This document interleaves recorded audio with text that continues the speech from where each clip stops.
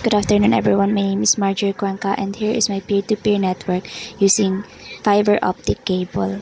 So first maglalagay tayo ng dalawang PC. Tapos click lang natin yan yung isang PC.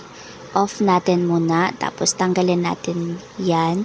Then papalitan natin siya ng FGE. Then on natin ulit. Tapos ganun lang ulit yung gagawin sa other PC. Kakabitan ng FGE, then on ulit. After natin mapalitan ng FGE, kakabit na natin silang dalawa using fiber optic cable.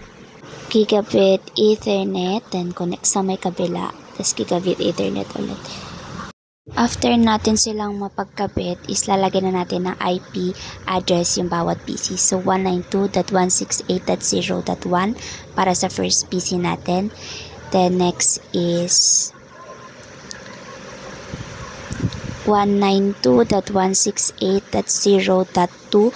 Then tab lang natin or enter para malagyan yung subnet mask.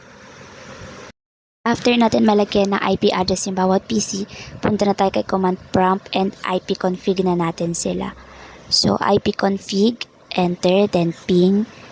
Piping natin yung another PC. So 192.168.0.2. Yan.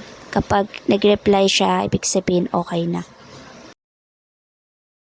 Tapos punta na tayo sa my next PC. Yan. IP config. And then ping naman natin si PC1. So 192.168.0.1. Tapos titignan lang ulit natin kung mag-reply. Yan, nag-reply siya.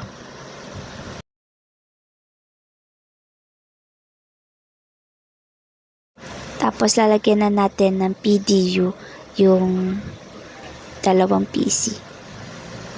Yan. So makikita natin dun sa may baba, dyan sa may real time, makikita natin nakalagay na successful siya. Yun lang po. Thanks for watching.